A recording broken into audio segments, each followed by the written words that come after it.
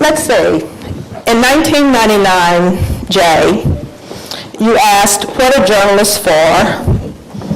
And so I guess my question to you is, in 2014, is that a relevant question?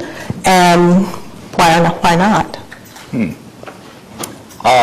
Yeah, I think it's a hugely relevant question because most people who go into journalism, most people who study it and teach it, understand that it's not just another business. And we can't treat it as simply another industry. So my answer in 1999 was, what are journalists for? They help people participate in public life. That's the reason we need them. And I still think that's a good place to start in understanding why journalism is special, different. The civic or public journalism, which you're one of the founders of, and I will tell you that I just love the idea of public or civic journalism. But the civic or public journalism movement was about journalists' responsibility to bring the public into journalism, to make journalism better and more responsible, and engage the public, of course. And so I guess my question to you, do you think that the emergence of bloggers and citizen journalists that had or satisfied the need or the vision that you had for civic or public journalism? Well, yes and no. Civic journalism started, as I tried to suggest in my remarks, with certain practical problems that basically newspaper editors were running into in the early 90s. And these problems included loss of influence, a kind of pushback from the community, a disconnection from the community. And I don't necessarily think we've solved those problems. So in that sense, no. But in another sense, yes. My own belief, and I tried to articulate this throughout the civic journalism movement and in my book, is that the more people who participate in it, the better the press is. The more people who participate in it, the better the journalism we get. And in 1992, when I started some of that work, it was very hard to do that. You had to try and, for example, physically gather people in a town meeting situation, or you had to go out and meet with them in person. And of course, the number of people that you could gather information from for that was very limited. So the tools we had then to involve people as participants in the improvement and doing of journalism were very crude. Now we have much better tools. Mm-hmm. And of course, now it's taken for granted that participation by the users is a good thing. Another way to say it is, civic journalism was an early warning sign for what we now call the problem of engagement. Civic journalism was engagement 20 years ago, 15 years ago. And so the third question that I have for you is about online comments, and kind of similar in terms of an opportunity for engagement. You know, online comments offered a great opportunity to bring the public into journalism. And so what do you think of online comments, and would you say that media organizations have managed or mismanaged this great democratic potential? Oh, mismanaged for sure. In this sense, by the time newspaper websites started introducing comment sections, 95, 96, there was already a great deal of experience and wisdom online about online forums. We knew a lot about what works in those forums and what doesn't. Not from the news industry, but from people who had been on the internet before the web.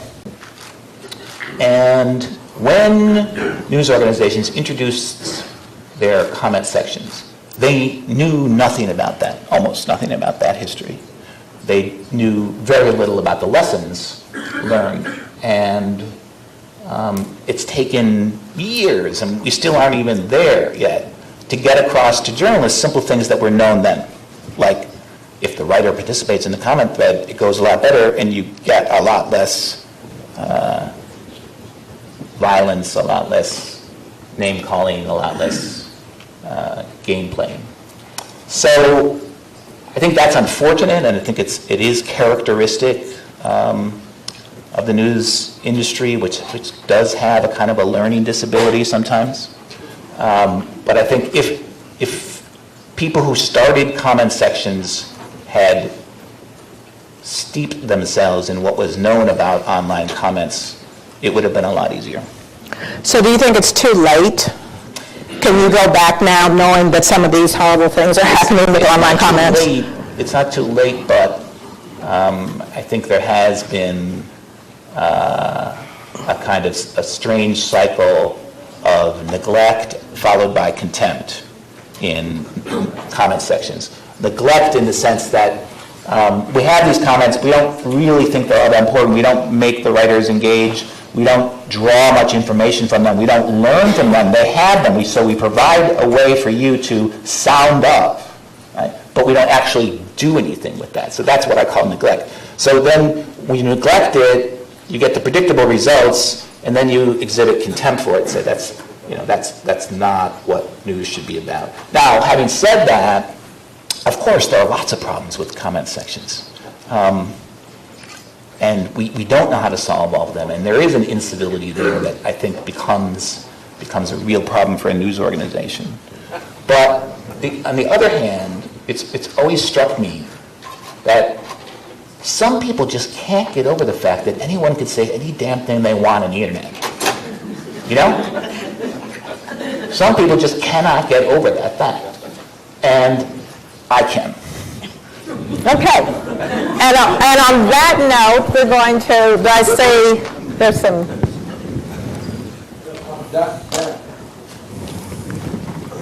Some way in the back. Right.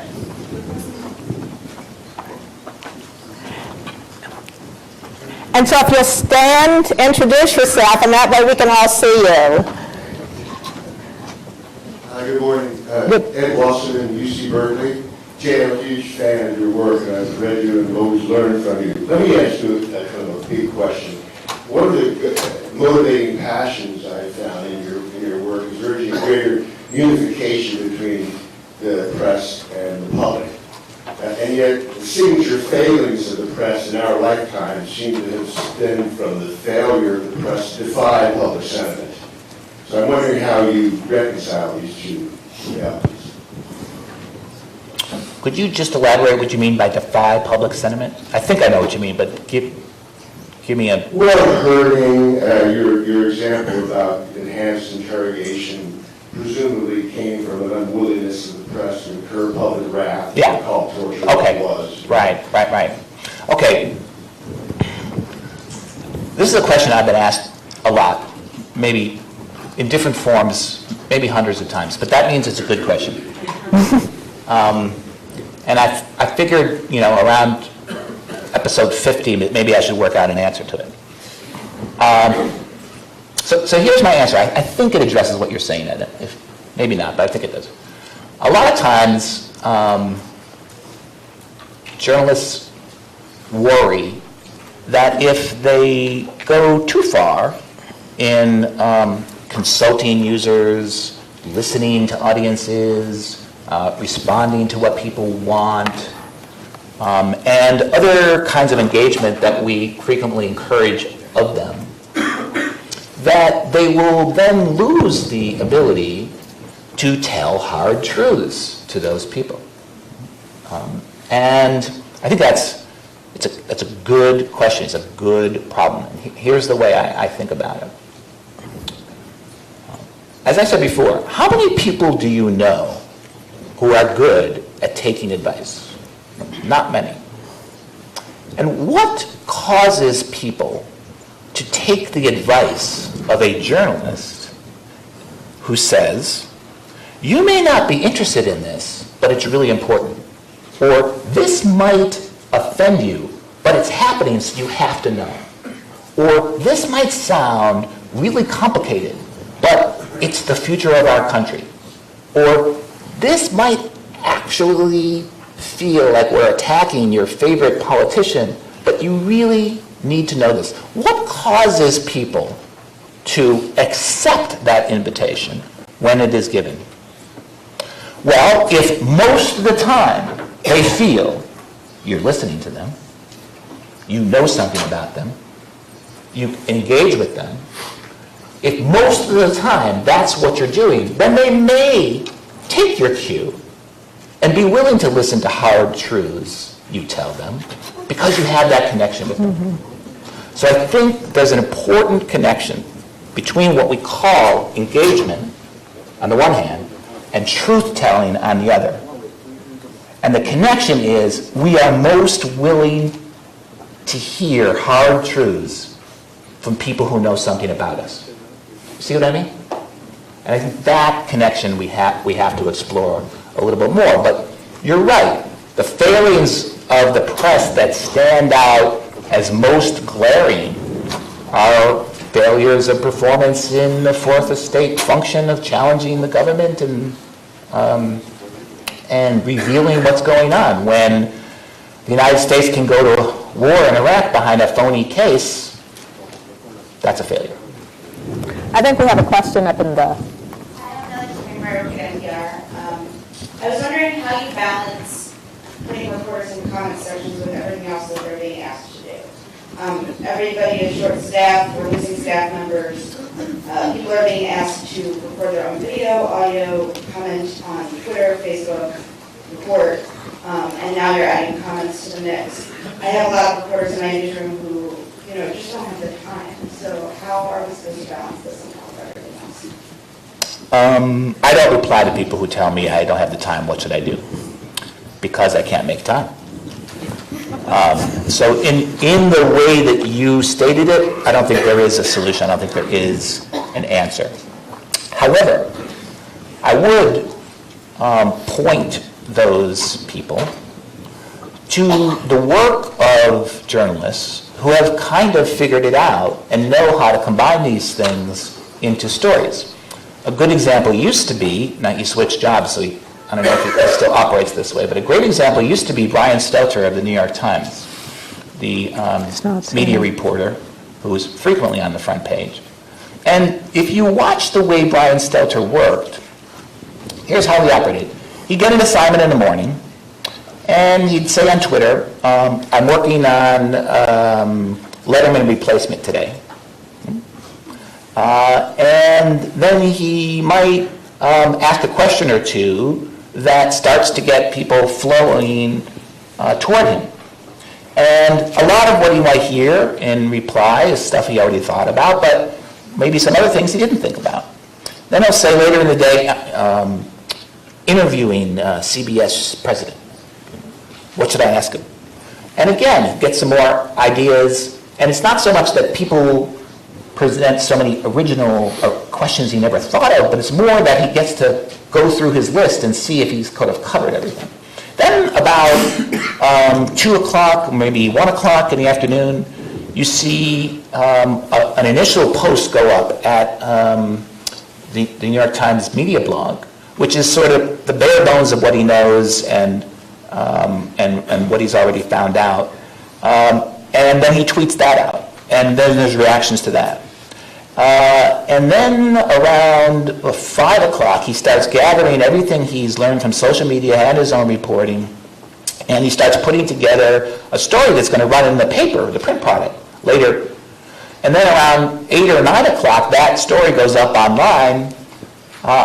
And throughout that process, Stelter is doing traditional journalism, but he's also consulting social media, and he's using what he's getting to make a better story. So he doesn't say, I don't have the time for this.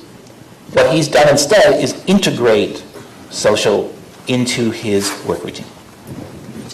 Another question over here. Here's one. I'm Jacob Akola. I come from South Sudan. I have people come to me, opinion writers,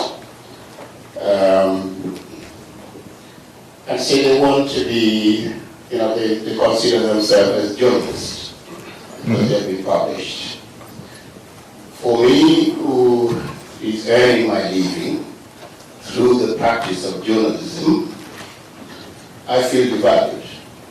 I feel that somehow journalism is anybody, who publishes something.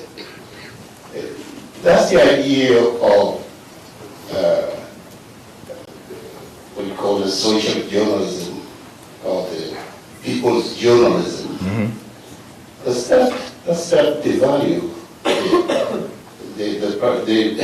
the actual practice of journalism itself? Mm-hmm. How do you see it? Well, let me say a couple things in response to that. When I started as a journalism professor in 1986, it was routine for faculty and deans at J schools, probably happened here, to say to the new class of entering journalism students, it's great that you decided upon a journalism education because journalism is the one profession mentioned in the First Amendment. This was something routinely taught. I'm sure there are people in this room who remember being taught that, or maybe who remember teaching that. Yes. Yes. And proud of it. Exactly. And I would listen to that, and I'd think, that's really a weird thing to say. Journalism is the only profession mentioned in the First Amendment, because I've read the First It Amendment. was not true.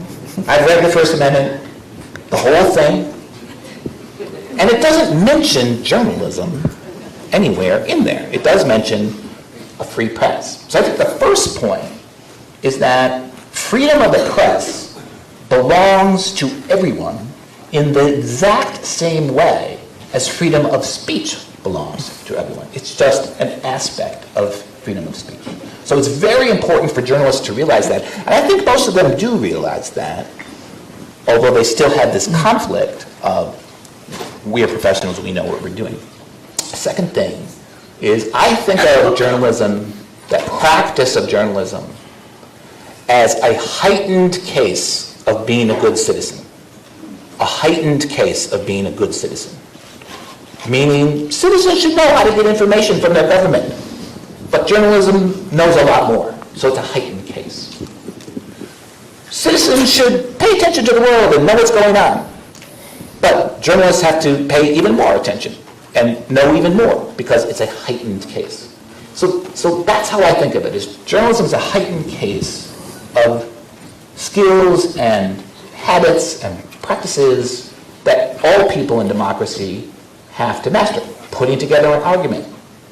And sometimes we can appreciate this through everyday acts of journalism that we ask people to undertake that we don't even think of as journalism. Like, you were at the party? I missed it. How was it? Right? You're in that situation, you're simply being asked to give a report. Or, as I put it in one of the posts I wrote, which you can look up, the essence of reporting starts with, I'm there, you're not, let me tell you about it. Or, I was there at the party, you didn't make it, let me tell you about it.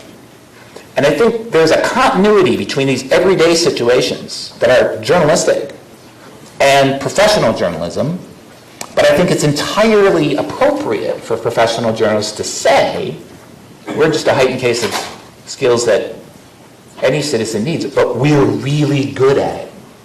And if you want to be really good at it, these are the things that you have to do.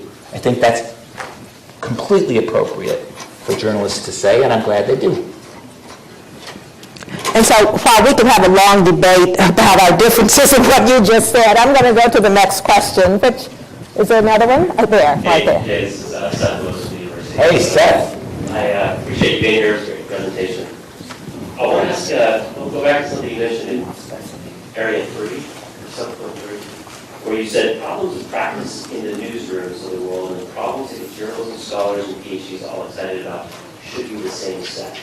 I wonder if you might be able to elaborate on that, and then possibly propose what you might consider a productive resolution to that challenge. Well, thanks for that question, Seth. In fact, this whole presentation was kind of written for you. But I had you and Mark in mind when I wrote this. Do you know how you sometimes have a person that you're writing to? So it happened to be stuff. I'm not sure how to respond to that. There is no response. Well, here's what I mean. I believe that the journalism school as an institution is misaligned, has been misaligned to both the practice of journalism on one side and the university on the other. I don't think that we have it right, and we haven't had it right for a long time, although it's changing and it's getting better. And a lot of the research that I heard about at this conference is testimony to that. So it's getting better. We're on the right side. But it's misaligned in this sense. What the industry wanted from the J School for a very long time was send us people we can plug into our production routine tomorrow.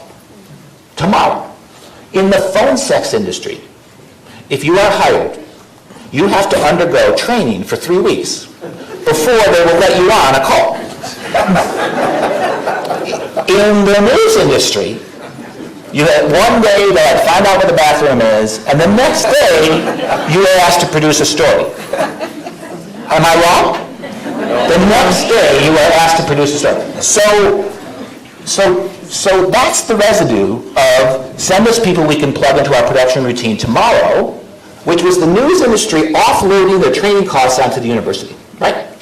And that's the J School model. That's boot camp. That's like practice. We want to, and it worked for everybody because the students got jobs, the parents got relief. He chose something practical, right? The university got not only their graduates employed, but they had this connection to the media, which is an important institution for them, right?